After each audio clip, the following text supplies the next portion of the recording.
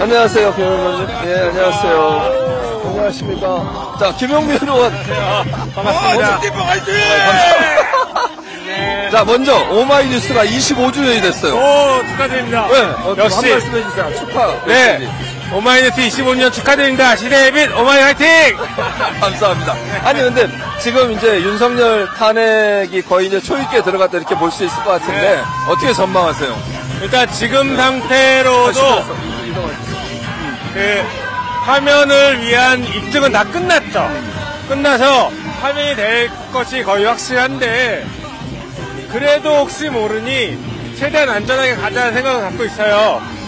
이게 한두 가지 전망 예상을 할 수 있는데, 지금 헌재에서 8대0 가결이 될 것 같다라고 하면 권한쟁의 심판을 선고하지 않고 예. 그냥 파면 선고를 먼저 할 겁니다. 그런데 만약에 조금이라도 삐끗하고 불안하면 권한쟁의 판단을 먼저 하고 나서 최종 탄핵을 할 가능성이 있어요. 근데 아직까지 권한쟁의에 대한 입장이 없는 걸 보면 파면으로 먼저 갈 것 같아요.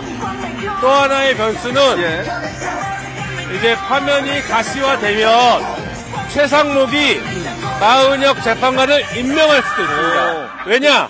시간을 끌기 위해서. 지금 저쪽의 전략은 최대한 시간을 끌자 그거기 때문에 시간을 끌기 위해서 마은혁 재판관을 갑자기 임명해서 최소 1, 2주 이상을 더 길게 할 수도 있다. 이 두 가지를 좀 예상해 볼 수 있습니다. 근데 그렇게 되면 시간이 늦어진다는 것은 뭐 윤석열의 전략일 수는 있지만 그렇다고 파면을 막을 수 있는 상황은 아니잖아요. 맞습니다. 파면을 못 막죠. 오히려 마은혁 재판관이 들어가면 9대0 파면 가능성이 높죠. 그러니까 조금 늦어지되 더 안전할 수 있다는 건 우리 입장이고, 근데 저쪽은 그렇더라도 시간을 끌겠다라는 생각이 있어요. 왜 그러냐? 쟤들의 전략은 윤석열 파면보다 이재명 대표 항소심이 먼저 선고되고 거기서 안 좋은 결과가 나오기를 바라는 게 유일한 희망입니다. 그래서 이런 방법을 쓸 수도 있죠.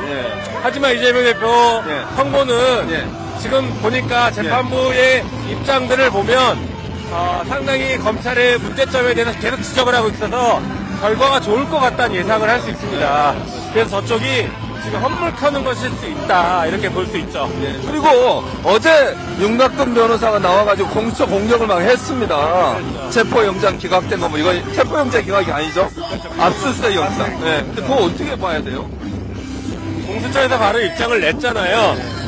윤석열과 관련된 영장 기각된 적 없다, 청구한 적 없다, 이렇게 얘기하고 있기 때문에 그거는 뭐 조금 더 지켜봐야 되는데, 일단은 윤석열 측에서 헛발질한 게 아닐까 싶습니다. 그리고 저쪽은 말도 안 되는 거짓말을 지금부터 계속 하고 있기 때문에 이번에도 그럴 가능성이 매우 높죠. 그 다음에 요즘 이제 이재명 대표가 우클릭한다, 유클릭한다 이런 얘기 있잖아요. 그거 중도 보수, 이거 어떻게 우리가 해석을 해야 돼요? 뭐 잘 아시는 것처럼 기존에 우리 김대중 대통령이나 노무현 대통령, 문재인 대통령께서도 우리 당에 대한 그 규정을 그렇게 이미 해오고 계세요. 특히 우리는 강령에도 중산층과 서민을 위한 정당으로 하고 있거든요. 그래서 우리가 이제 중도를 지향하는 것은 맞습니다. 그리고 현대 정당이 이미 대중정당에서 포괄정당으로 넘어갔기 때문에 모든 것을 다루지 않으면 안 되는 상황까지 왔어요. 그래서 이제 그런 의미에서 말씀하신 것이고, 또 정치적으로는 지금 국민의힘이 극우로 갔습니다. 그렇기 때문에 중도와 그 다음에 보수가 비어 있어요. 특히 보수 영역이라고 부를 수 있는 것이 완전히 비어 있죠. 그래서 우리 민주당이 그 영역도 충분히 우리가 들어가서 국민들을 편안하고 잘 살 수 있게 만들겠다 라는 전략을 표명한 거라고 이해하시면 되겠습니다. 그리고 엊그제 나온 여론조사 결과 보면 중도층에 있는 분들이 지지하는 게 민주당과 국민의힘이 많이 차이가 나고, 그 다음 윤석열 탄핵도 찬성하는 비율이 높아졌잖아요. 그렇죠. 그게 중도층의 변화가 있는 겁니까? 아니면 어떻게 해석을 해야 돼요? 일단 중도층에서 변화가 있다라고 볼 수 있죠. 그러니까 그동안에 이렇게 계속 보수가 과표집됐던 거나 아니면 지금 극우가 예. 폭동이나 준동을 하고 있고 예. 국민의힘이 그것을 조장하는 이런 모습들을 그렇죠. 보면서 예. 중도에 계신 분들이 불안함을 더 많이 느끼실 겁니다. 맞아요. 그래서 믿을 수 있는 민주당에 대한 지지 그리고 윤석열 탄핵이 하루빨리 돼야 안정을 유지할 수 있다라고 보고 계신 것 같아요. 한편 보수가 과표집됐다라는 것들이 이제 끊임없이 지적돼서 그렇죠. 아마 여론조사를 받는 분들도 전화를 받는 분들도 더 열심히 또 반응하고 계신 게 아닐까 이렇게 생각됩니다. 그 한동훈이 예, 마지막으로 하나 더. 한동훈이 책을 펴내면서 뭐 그런 얘기 했잖아요. 국회를 해산할 수도 있었는데 안 했다. 그 법을 제대로 모르는 거잖아요. 네, 그렇죠. 원래 국회 해산은 우리 현행 헌법상 불가능합니다. 그런데 예전에 전두환이 무슨 짓을 했는지를 보면 예. 윤석열이 뭘 하려고 했는가 다 답이 나와요. 전두환이 국가 보위 입법 기구라는 걸 만듭니다. 맞아요. 그게 그렇죠. 지금 윤석열이 하려고 했던 국가 비상 입법 기구예요. 예, 예. 헌법에 근거가 없죠. 그렇죠. 하지만 그걸 만들어서 법을 막 만듭니다. 예. 그래서 국회도 사실상 해산시켜버리고 예. 다 해요. 예. 그리고 나서 헌법을 개정하면 기존의 국가 비상 입법 기구에서 만든 법이 예. 다 유효하다라고 굳히게 집어넣으면 돼요. 예. 그게 전두환이 했던 80년 헌법 개정에 보면 6조 3항에 그 조항을 그대로 넣어놨어요. 그렇죠. 국가보위입법기구에서 만든 법은 다 예. 유효고 예. 갖출 수 없다 이렇게까지 박아놨습니다.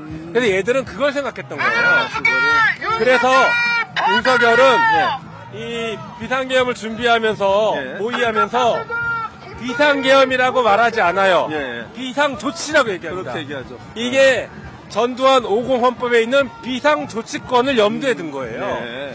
그리고 그 비상조치권은 예. 전시, 준정시일 때만 하는 게 아니라 예. 뭐 여러 가지 뭐 경제 상황이라든가 뭐 여러 가지 상황을 가지고도 할 수 있게 만들어놨기 때문에 예, 예. 지금 윤석열이 하는 변명들은 머릿속의 사고가 그 비상조치권에 가 있는 겁니다. 아, 그렇군요. 이건 우리 유신헌법에 따르면 긴급조치권 똑같은 겁니다. 예. 이게 얼마나 위험하냐면요. 다른 것들은 기본권을 제한할 수 있지만 예. 이 비상조치권은 예. 기본권을 정지시킬 수 있습니다. 이게 얼마나 무서운 건지 아냐면 예.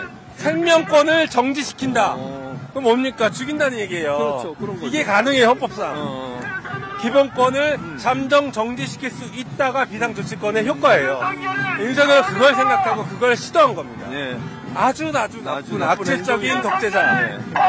아이고, 빨리 몰아내야겠네요. 맞습니다. 예, 어머니, 감사합니다, 어머님. 예, 수고하세요. 예. 자, 김영민 의원과 얘기 나눠봤습니다. 자, 저희가 지금 의원님들과 얘기 나눠보고 있는데, 저희가 지금 보니까 전체적으로 지금 와서 저 뒤로